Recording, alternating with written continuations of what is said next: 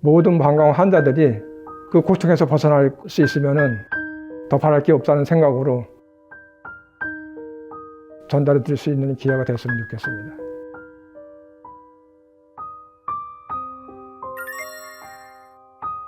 네, 2019년 4월 24일 날 그 첫 판정을 받고 5월 30일 날 1차 수술을 했는데 9월 30일 정기검사에서 뭐 한 20여 개 이상 방광벽에 실을 뿌리듯이 쫙 깔렸다.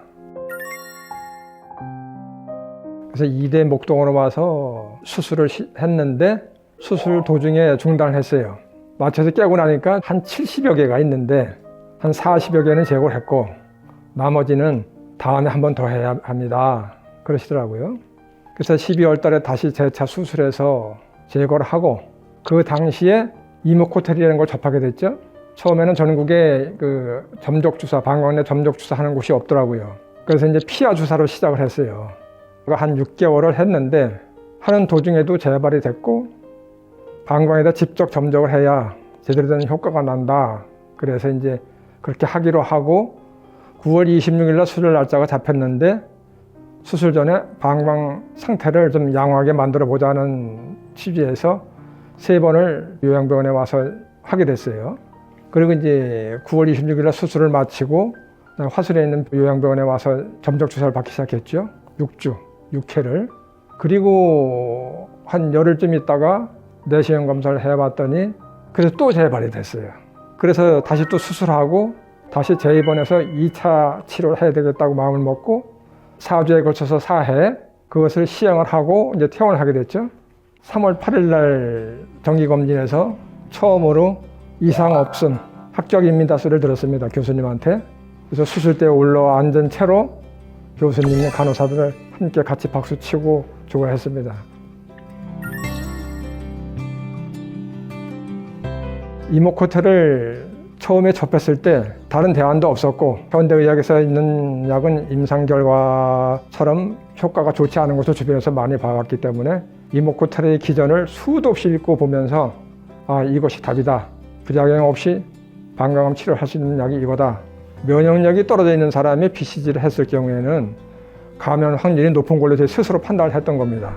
저 자신도 면역력이 너무 바닥이어서 주변에서 BCG 한 사람들이 보면은 부작용이 와서 그 고통을 못 견디는 환자들 옆에서 보고 그랬었거든요.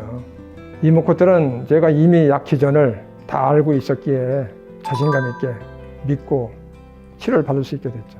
3회씩 6개월을 맞았는데도 방광에 미치지 못합니다.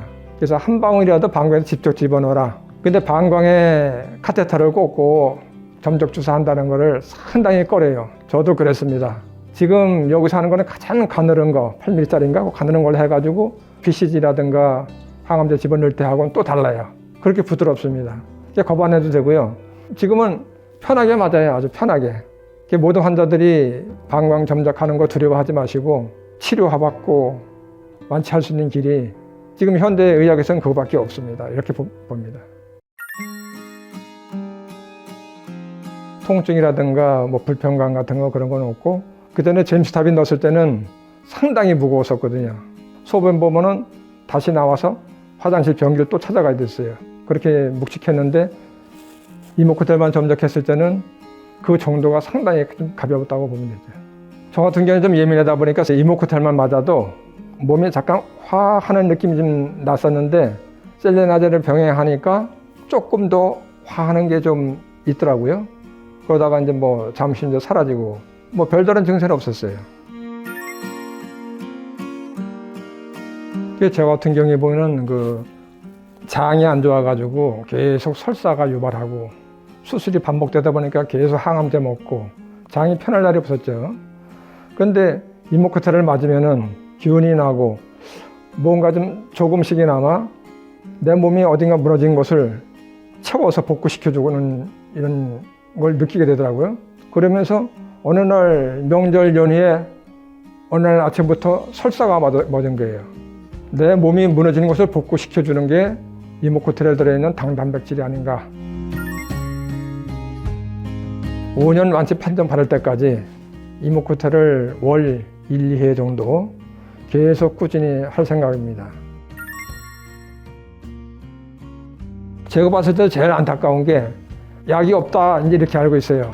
되게 한 번에 재발 안 하고 계속 유지를 하는 사람이 있고, 우리 같은 경우에 빈번하게 1년 6개월 동안에 7번씩 수술할 정도로다가 빈번했던 사람도 모든 방광 환자들이 이목구태를 접해서 그 고통에서 벗어날 수 있으면 더 바랄 게 없다는 생각으로 저 역시 방광 환자들이 어느 분이든지 또 이렇게 정보도 제공해주고 앞으로도 계속 검사하고 치료받으면서 그 과정도 전달해 드릴 수 있는 기회가 됐으면 좋겠습니다.